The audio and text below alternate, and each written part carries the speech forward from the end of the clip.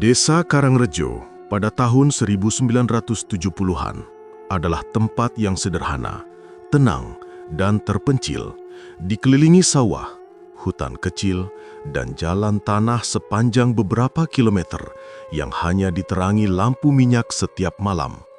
Tetapi sejak dulu, ada satu hal yang membuat desa ini berbeda dari desa-desa lain. Suasana malamnya selalu terasa lebih berat dari biasanya. Seolah ada sesuatu yang berdiam di balik gelapnya pohon-pohon jati yang berjajar rapat. Pada malam-malam tertentu, terutama ketika angin berhenti bergerak dan suara jangkrik mendadak lenyap, beberapa warga mengaku mendengar suara yang tidak mereka pahami. Suara lirih seperti seorang perempuan yang sedang menimbang bayi. Mereka tahu ketika suara itu terdengar, angin akan membawa aroma tidak wajar, bau hangus yang sangat tipis, seperti kain terbakar, tetapi tidak berasal dari manapun. Rumor-rumor ini akhirnya menjadi cerita bisik-bisik di antara warga. Namun mereka tetap melanjutkan kehidupan seperti biasa, pura-pura tidak peduli atau pura-pura tidak percaya. Sampai suatu malam, bau hangus itu kembali muncul. Tapi kali ini, ada suara lain yang menyertainya, suara yang seperti berasal dari arah sawah. Suara bayi menangis.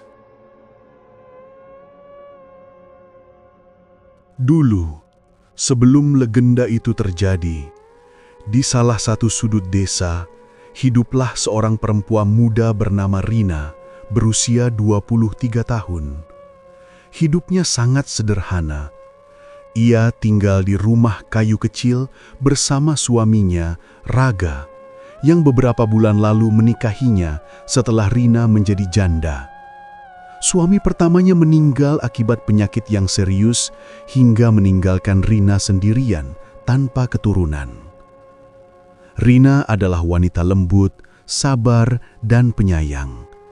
Ketika ia dinyatakan hamil tak lama setelah menikah dengan Raga, seluruh dunia rasanya kembali berwarna. Rumah kecilnya dipenuhi harapan baru. Meskipun kondisi ekonominya pas-pasan, ia merawat kandungannya dengan penuh cinta. Ia percaya seorang anak kelak akan menjadi penguat keluarga kecilnya. Tetapi harapan itu mulai retak sejak pertengahan kehamilan. Ketika Rina dan suaminya memeriksakan kandungannya, bidan desa mengatakan bahwa janinnya tampak lebih kecil dari yang seharusnya. Seperti tekanan hidup, kurang makanan bergizi, atau cemas membuat Rina sering merasa lemas. Raga awalnya adalah pria yang tampak baik sayang sama istrinya, termasuk anak yang ada dalam kandungan Rina. Ia tak pernah kasar, meski agak keras kepala. Namun setelah beberapa bisik-bisik tetangga memperingatkannya bahwa kelahiran prematur kadang dianggap tidak akan membawa keberuntungan atau bisa membawa kesialan buat keluarga. Sejak itu sikapnya perlahan berubah. Ia menjadi lebih sering diam, gelisah, dan murung. Kadang ia memandangi perut Rina seakan tidak yakin apakah bayi di dalam kandungan Rina benar-benar keturunannya. Tetapi Rina tetap selalu mencoba meyakinkan suaminya dan mengabaikan omongan-omongan di belakangnya. Ia percaya semua akan baik-baik saja. Pada suatu malam hujan di bulan ke-6, Rina terbangun karena rasa sakit di perutnya. Tubuhnya panas dingin, napasnya sesak. Ia memanggil Raga dengan suara gemetar. Mas, perutku sakit. Kayak bayi kita mau keluar. Aduh, gak tahan mas, sakit. Raga pun terkejut. Apa? Mau keluar? Sekarang? Kok bisa? Kehamilan kamu kan baru 6 bulan, Dek. Gak tahu mas, sakit. Rasanya benar-benar kayak mau keluar. Aduh. Dengan panik, ia berlari ke rumah bidan meninggalkan istrinya. Dalam kondisi tubuh yang lemah, Rina kini dibawa ke balai bambu belakang rumah untuk ditangani. Hujan di luar mengguyur tak henti, justru semakin deras, membuat malam itu terasa tegang dan mencekam. Jeritan Rina terdengar di antara suara hujan dan petir. Hingga akhirnya bayi itu lahir. Namun, bayi itu prematur. Tubuhnya kecil, sangat kecil. Kulitnya pucat, napasnya lemah. Tetapi bayi itu hidup dan menangis. Rina menangis lega memeluk bayinya dengan tangan gemetar. Namun Raga berdiri memandang jauh dari sana. Ia tidak ikut tersenyum. Tatapannya tidak seperti seorang ayah yang bangga melihat anak pertamanya lahir. Ekspresinya lebih mirip seseorang yang sedang menilai sesuatu yang tidak ia inginkan. Seolah ada kecemasan lain di balik sikap diamnya.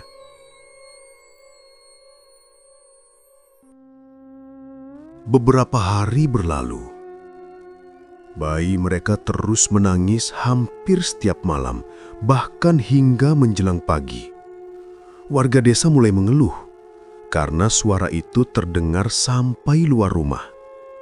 Beberapa orang mulai membicarakan hal-hal tidak masuk akal hanya karena terganggu tangisannya. Bu, tahu tidak? Bayinya Rina itu pasti bukan bayi biasa. Iya, Bu. Masa bayinya nangis terus tiap malam? Bisa mengundang sesuatu itu. Atau bayi itu bisa membawa sial. Shh, Bu Ibu, jangan keras-keras. Nanti kedengeran. Bisikan-bisikan itu sampai ke telinga Raga. Dan sejak saat itu, ia berubah lebih cepat daripada yang Rina duga. Ia mulai sering menutup seluruh jendela rumah rapat-rapat, menyuruh Rina berhenti menggendong bayi di luar rumah, bahkan sesekali melarang Rina keluar sama sekali. Yang lebih mengherankan, suatu hari Raga membawa pulang jerigen minyak tanah. Ketika Rina bertanya, Mas, kenapa beli minyak banyak banget? Buat apa, Mas? Buat stok aja, Dek. Sekarang minyak sedang langka. Rina merasa ada sesuatu yang aneh. Bahkan sangat aneh. Beberapa malam kemudian, ketika hujan turun tipis-tipis, Rina terbangun dari tidurnya. Ia merasakan angin dingin masuk melalui celah dinding rumah. Bayinya menangis lagi, lebih keras dari biasanya. Di tengah tangis itu, Rina mencium sesuatu. Bau hangus, tipis, seperti kain terbakar. Rina memeluk bayinya, mencoba menenangkan. Tapi tangisan itu justru semakin keras dan menggema di ruangan sempit itu. Saat itulah Rina tersadar, suaminya tidak ada di sampingnya dan pintu rumah terbuka sedikit. Raga, entah di mana, bau hangus itu seolah makin dekat. Dan malam itu menjadi awal dari bencana besar. Awal dari tragedi yang akan melahirkan sosok yang kelak warga desa kenal sebagai gendong mayit.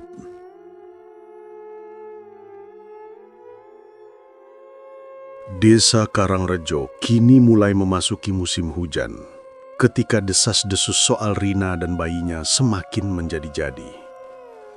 Angin basah membawa suara-suara gosip dari satu rumah ke rumah lain, dan nama Rina selalu menjadi bahan gunjingan. Tak ada yang cukup berani menghadapi fakta sebenarnya, tapi cukup senang menambah-nambah cerita. Rina tidak pernah menanggapinya. Ia sibuk merawat bayinya yang meski kecil dan lemah. Bayi itu selalu mencoba menggenggam jari ibunya setiap kali ia menangis kecil. Rina percaya bahwa selama bayi itu masih bernapas, masih ada harapan. Meski harapan itu kecil, tapi nyata. Namun harapan itu perlahan retak ketika suaminya, Raga, mulai menunjukkan perubahan semakin hari semakin menjadi-jadi. Suatu sore ketika bayinya terbatuk kecil, Raga tiba-tiba berseru. "Kau dengar itu, Dek? Itu suara sial. Suaranya pasti pembawa celaka." Rina terkejut. Mas, itu cuma suara batuk si kecil, Mas. Dia masih lemah, tapi dia kuat. Lihat, Mas. "Kuat? Haha, kata kamu kuat." Raga tertawa pendek, tapi tawanya terdengar getir. "Kuat dari mana, Dek? Rumah kita jadi sering kemalingan, hasil panen malah jadi menurun. Dan itu semua sejak kelahiran dia." Rina menatap Raga dengan getir.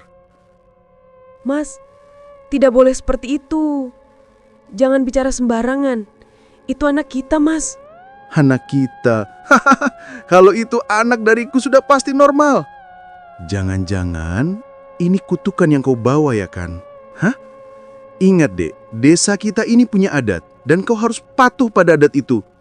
Desa ini percaya, Dek, bayi yang lahir tidak cukup bulan tidak seharusnya hidup." Mas, kamu ngomong apa sih, Mas? Rina memeluk bayinya erat, tubuhnya gemetar. Astaga, Mas. Kamu masih aja berpikiran seperti itu sama bayi kita. Rina menangis, memohon, berlutut, memeluk kaki suaminya. Mas, Rina mohon, Mas. Jangan percaya omongan orang-orang. Kita bisa bawa bayi kita ke mantri, pasti bisa normal. Dia hanya butuh perawatan, Mas. Bukan dijauhi. "Sudahlah, percuma ngomong sama perempuan yang sudah tidak waras seperti kamu," bentak Raga sambil membanting pintu dan pergi. Mas, kamu mau kemana, Mas? Mas!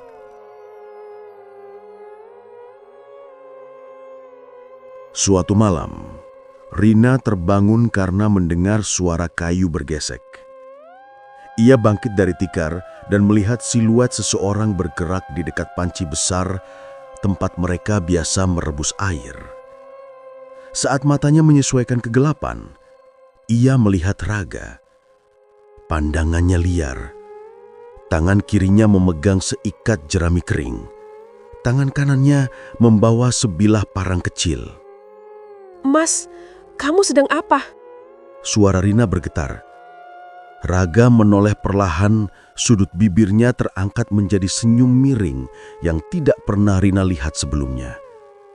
"Deh, kalau kutukannya dibuang, hidup kita pasti bisa kembali normal lagi."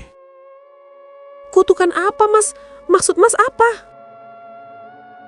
"Mas harus segera membereskan kutukan di rumah ini, deh." Rina mundur selangkah. Rina tahu apa yang dimaksud suaminya. Ia memeluk bayinya.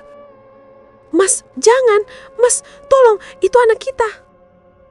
"Bukan, itu bukan anak kita. Bayi itu titipan iblis yang ingin membawa keburukan di rumah ini." Kamu sudah gila ya, Mas? Rina menjerit panik. Ia segera berlari masuk ke kamar, menutup pintu, menahan gagang dengan tubuhnya yang gemetar. Dari balik pintu, ia mendengar suara Raga menggeram, menyebut nama-nama aneh yang tidak ia kenal. Malam itu, Rina tidak tidur.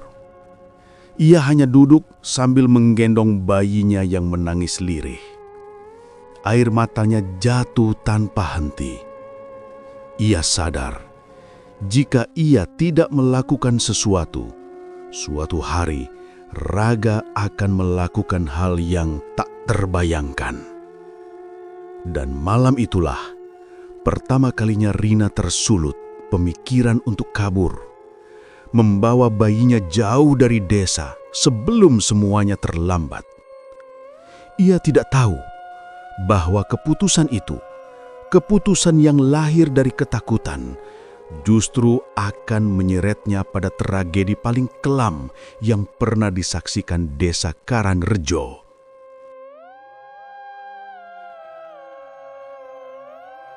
Pagi itu, langit gelap seakan hujan akan turun. Rina sudah tidak tidur 2 malam. Kantung matanya menghitam, pelukannya pada sang bayi semakin erat, seolah itu satu-satunya hal yang bisa menjaga kewarasannya. Ia tahu waktunya hampir habis. Raga semakin tak bisa dikendalikan. Suaminya itu bangun di subuh tadi dengan mata merah dan tubuh gemetar seperti kerasukan sesuatu. Rina berusaha tetap tenang, tapi kegelisahannya tak bisa dibohongi. Hari ini ia harus kabur. Harus. Namun rencana itu hancur ketika Raga pulang lebih cepat dari ladang. Wajahnya penuh debu dan langkahnya tak pernah setegas itu sebelumnya dan membuka pintu seperti membanting. Rina tersentak. Mas, kamu sudah pulang? Kok cepat sekali? Tanyanya hati-hati. Raga tidak menjawab. Ia melewati Rina begitu saja, menuju ruang dapur. Rina mengintip mengikuti dari belakang. Jantungnya berhenti sejenak ketika melihat apa yang dilakukan suaminya. Ketika Raga membuka pintu belakang rumah, di halaman kecil itu ada tumpukan jerami kering, minyak tanah yang sudah ditumpahkan di beberapa sudut, sebuah tungku besar yang masih mengeluarkan asap sisa pembakaran pagi tadi. Dan di tengah-tengah itu semua, Raga berdiri sambil menatap panci besar dari besi hitam. Panci yang biasanya dipakai merebus jamu. Tadi malam Mas dengar bisikan. Bisikan apa, Mas? Seseorang memberitahuku cara menghentikan kutukan. Rina memeluk bayi itu lebih erat. Tubuhnya mematung, kakinya gemetar. Mas, Rina mohon, Mas. Jangan lakukan apapun. Kita bisa cari pertolongan. Raga tiba-tiba tertawa pelan. Tawa yang tidak seperti manusia. Tawa yang membuat bulu kuduk Rina berdiri.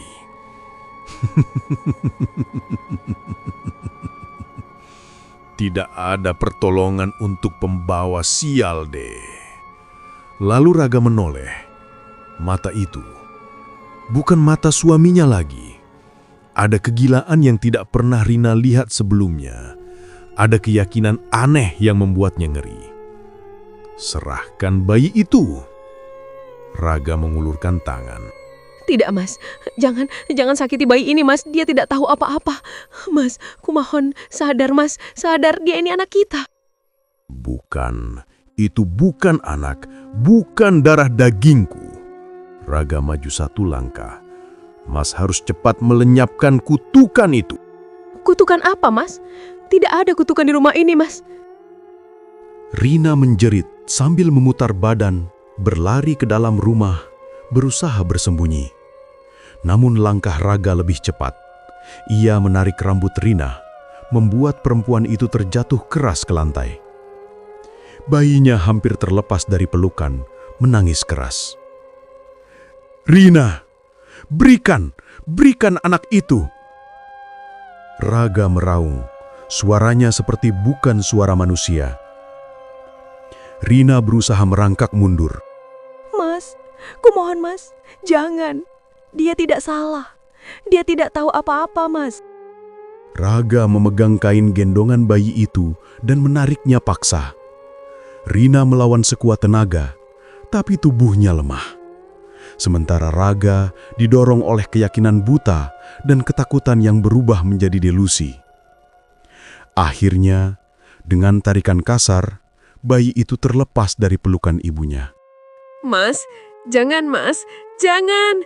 Kembalikan bayiku, Mas. Rina meraih kaki suaminya, memohon, menangis histeris. Tapi Raga tidak mendengar apapun selain bisikan yang ia percayai sebagai kebenaran. Ia berjalan ke halaman belakang, mengangkat bayi itu, dan melemparkannya ke tumpukan jerami. Lalu, api dinyalakan. Jerami menyala cepat karena minyak tanah yang sudah disiram sebelumnya. Rina menjerit, sampai suaranya pecah. Mas, tolong, Mas. Mas, jangan, Mas. Rina bangkit, menerjang ke tengah api, mencoba merebut kembali bayinya. Panas menghanguskan kulitnya, tapi ia tidak peduli.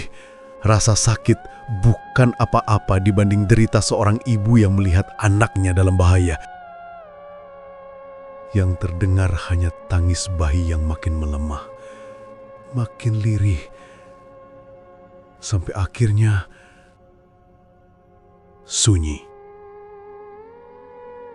Rina terpaku. Tubuhnya terbakar, rambutnya terbakar, kulitnya mengelupas. Tapi yang paling terbakar adalah hatinya. Ia menatap ke arah Raga yang kini berdiri menatap api dengan ekspresi kosong. Dan sesuatu dalam diri Rina meletus. Bukan hanya rasa sakit, bukan hanya kemarahan, tapi sesuatu yang jauh lebih mencekam. Mas, kau sudah membunuh anak kita. Raga menoleh. Untuk pertama kalinya, ia terlihat ragu. Sedikit bingung. Ketakutan mulai merayap di wajahnya. Rina, aku... Rina menjerit dan menerjang Raga. Tubuh mereka berdua jatuh ke dalam kobaran api. Jeritan Raga memenuhi udara, dan di tengah suara api yang melahap kayu, jerami, dan daging manusia, suara Rina masih terdengar paling jelas. Jeritan seorang ibu yang kehilangan segalanya. Jeritan yang berubah menjadi kutukan.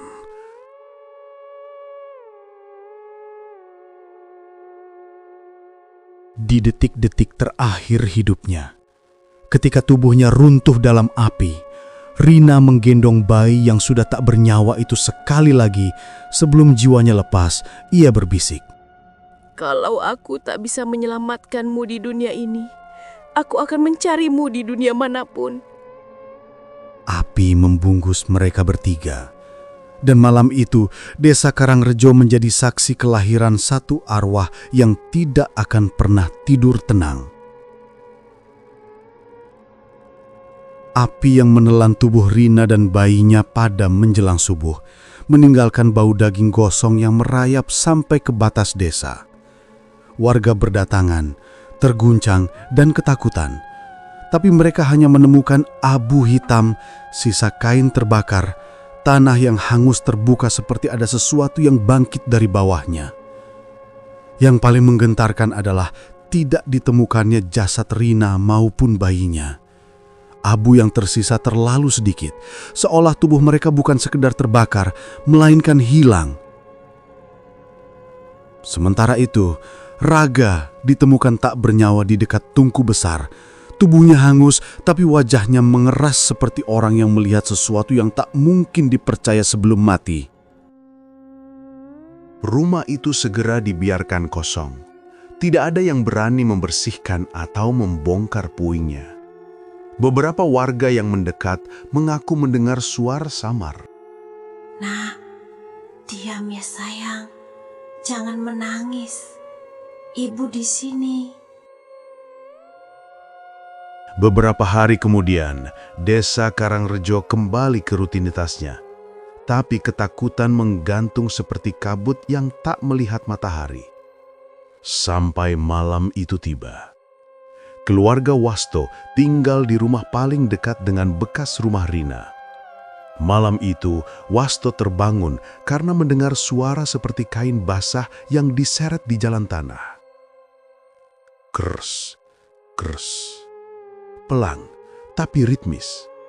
Wasto membuka celah jendela. Ia ingin memastikan tidak ada maling. Namun, apa yang ia lihat membuat jantungnya hampir berhenti. Di bawah cahaya bulan, seorang wanita berjalan membungkuk, kulitnya penuh lepuan gosong. Sebagian dagingnya masih seperti meleleh. Ia menggendong sesuatu yang dibalut kain kafan hangus. Wajah wanita itu sulit disebut wajah. Hancur, gelembung luka terbuka, mulutnya robek ke samping seperti terbakar dari dalam. Dan bayi yang ia gendong tidak bersuara, tidak bergerak. Wajahnya hanyalah lubang hitam seperti rongga pekat yang menelan cahaya.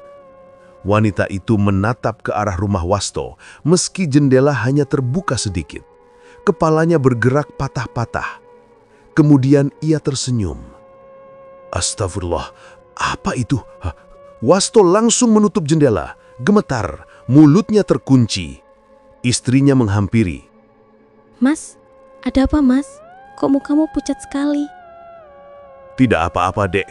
Pokoknya jangan buka pintu ya. Jangan buka apapun yang terjadi malam ini ya, Dek. Di rumah lain, suara tangisan bayi mengalun dari atap. Padahal rumah itu kosong. Pemiliknya sedang pulang kampung. Tetangga-tetangganya mencoba mencari sumbernya, tapi suara itu berpindah-pindah. Dari genteng, ke belakang rumah, ke kebun, lalu ke dalam rumah kosong itu sendiri. Sampai akhirnya orang sadar, itu bukan bayi manusia.